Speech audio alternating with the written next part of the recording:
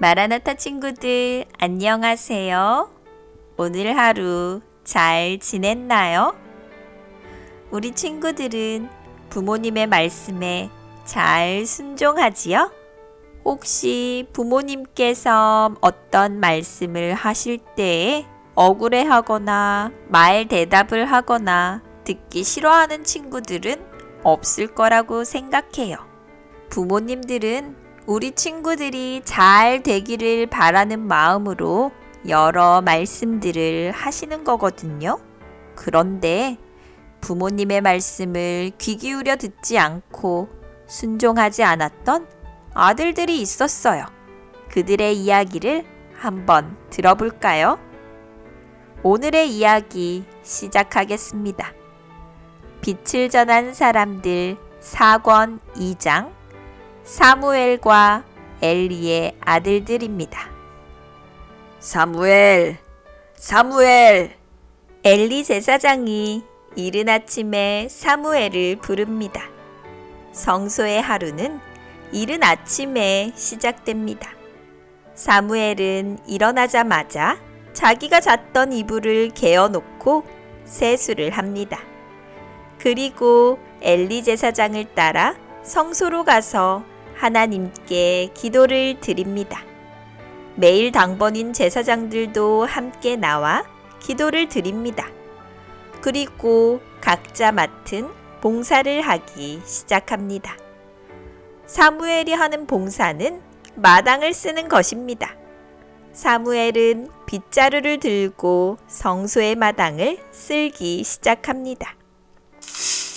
빗자루가 지나가면서 밤새 앉아있던 먼지들이 쓸려나가고 더러웠던 마당이 깨끗해집니다. 사무엘은 이 시간이 제일 좋았습니다. 깨끗해진 성소를 보면 사무엘의 마음도 깨끗해지는 것 같았습니다. 나팔 소리가 울립니다.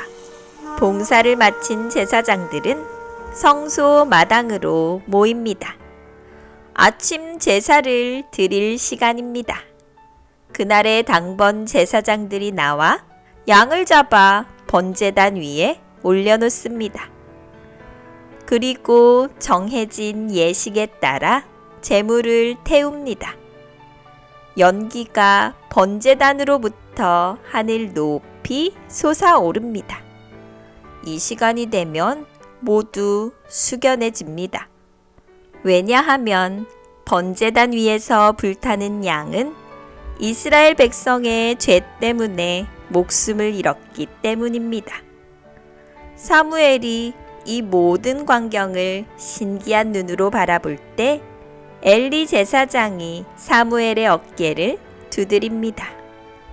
사무엘, 저 양이 왜 죽는지 아느냐? 이스라엘 백성이 지은 죄 때문이라고 배웠어요. 맞다. 그런데 저 양은 너의 죄도 떠안고 죽는 거란다. 저 양은 나중에 우리를 구원하러 오실 메시아를 상징한단다. 네, 제사장님. 사무엘은 양이 자신의 죄 때문에 죽는다고 생각을 하니 슬픔이 밀려왔습니다. 그날의 제사가 마친 후 사무엘은 엘리와 함께 아침을 먹었습니다.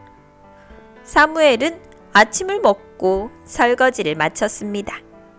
얼마 전부터 사무엘은 엘리의 집안일도 돕기 시작했습니다.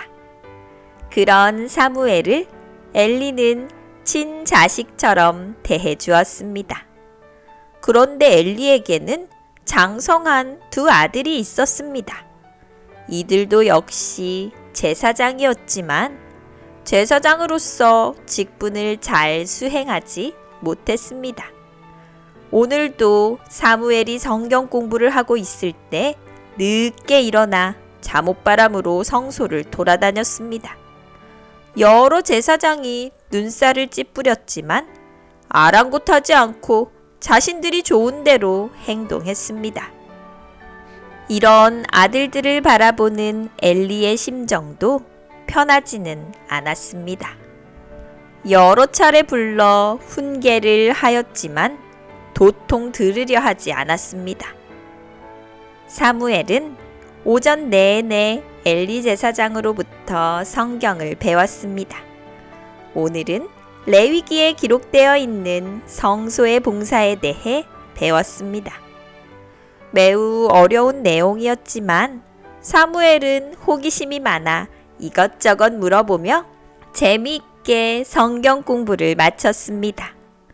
점심을 먹은 후 사무엘은 성소 봉사를 하기 시작했습니다. 사실 성소 봉사는 일정한 나이가 되기 전에는 할 수 없었지만 사무엘은 특별히 성소 봉사를 할 수 있도록 허락을 받았습니다. 그는 제사장들을 도와 나무를 나르는 일을 했습니다. 나무는 매일 아침 저녁으로 드리는 제사에 사용되는 매우 중요한 물품이었습니다. 그렇기 때문에 아무나 만져서는 안 되는 것이었습니다. 사무엘은 제사장을 도와 오늘 저녁에 드릴 제사용 나무를 정성껏 옮겨 놓았습니다. 다음에는 물을 나르는 일이었습니다. 성소의 뜰에는 번제단과 더불어 물두멍이 있었습니다. 제사장들은 제사를 드리기 전에 물두멍의 물에 손과 발을 씻고 자신들을 깨끗이 하였습니다. 사무엘은 물두멍을 맡은 제사장을 도와 물을 길어오고 물두멍에 물을 채워 놓았습니다. 이렇게 나무를 나르고 물을 나르다 보면 어느덧 저녁 제사를 드릴 시간이 다가왔습니다. 사무엘이 부지런히 봉사하는 모습을 보며 엘리는 흐뭇하게 웃었습니다. 그러나 그 미소가 채 가시기 전에 미간에 주름이 잡히고 얼굴이 찌푸려졌습니다. 낮잠을 자던 엘리의 아들들이 하품을 하며 나왔기 때문입니다. 홈니, 비느하스, 너희는 너희의 직분을 잊었느냐? 이 시간에 낮잠을 자면 어찌하느냐? 아버지, 좀 피곤해서 잔 걸 가지고 너무 그러지 마세요. 저희가 할 일은 알아서 하니까요. 심드렁해진 홈니와 비느하스는 투덜거리며 밖으로 나갔습니다. 홈니와 비느하스는 제사에 사용되는 양을 관리하는 제사장들에게로 갔습니다. 그리고 희생제물로 드려진 고기를 달라고 요청하였습니다. 백성이 화목제물로 가지고 온 양은 기름만 따로 떼어내 번제단 불에 태워 제사를 드렸고 고기 부분은 제사장들과 제물을 바친 사람을 위해 따로 분류해 놓았습니다. 그런데 홈니와 비느하스는 제물을 바친 사람을 위한 고기까지 요구한 것입니다.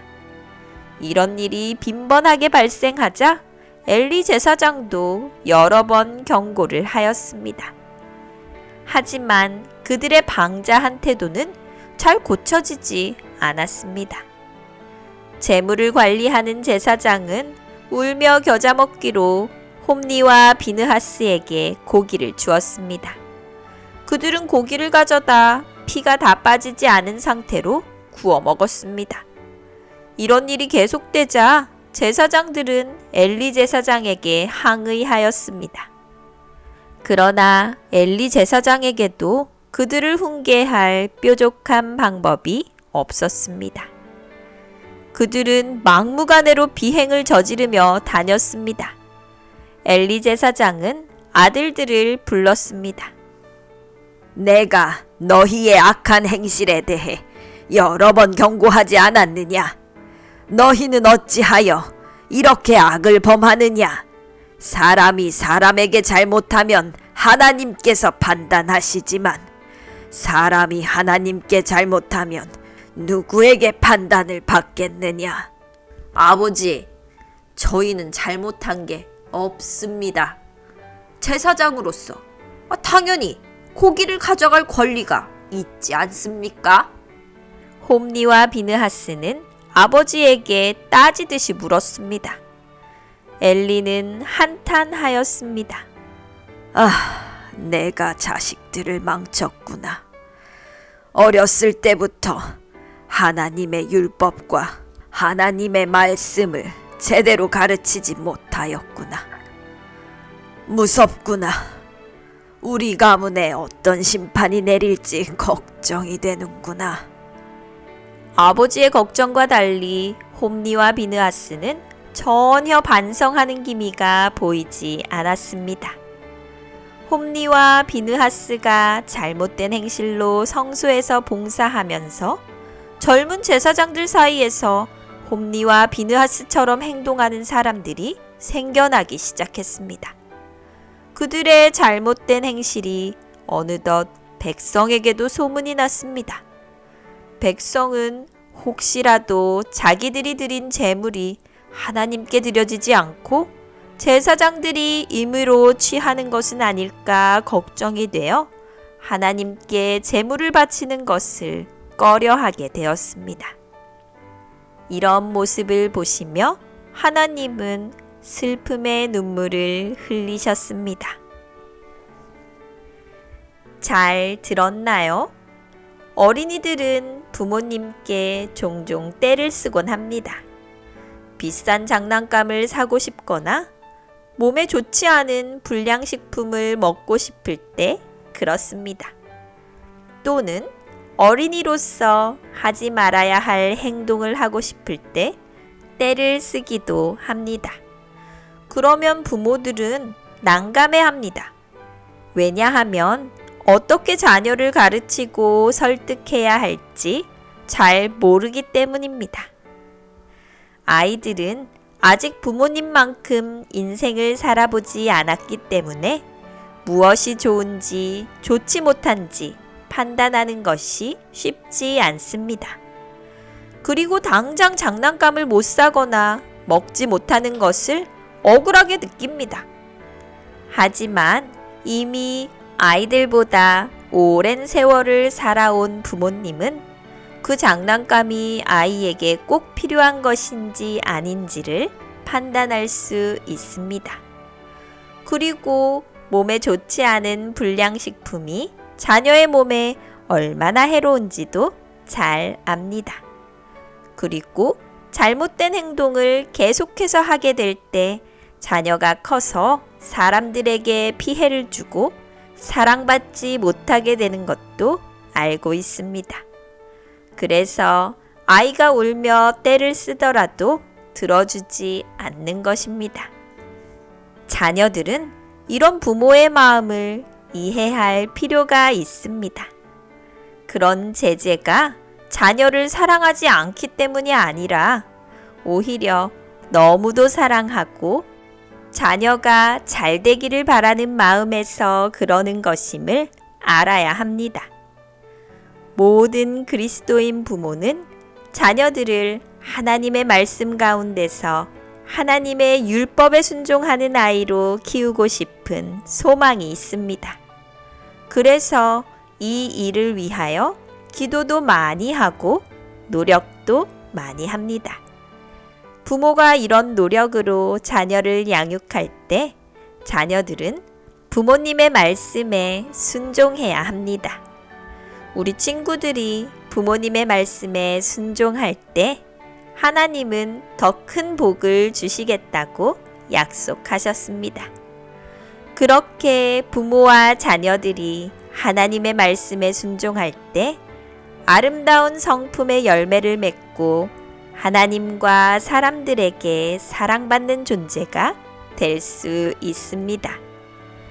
우리 마라나타 친구들이 부모님의 말씀, 하나님의 말씀에 순종하여 아름다운 성품을 갖게 되고 큰 축복을 받게 되기를 감자쌤이 응원합니다.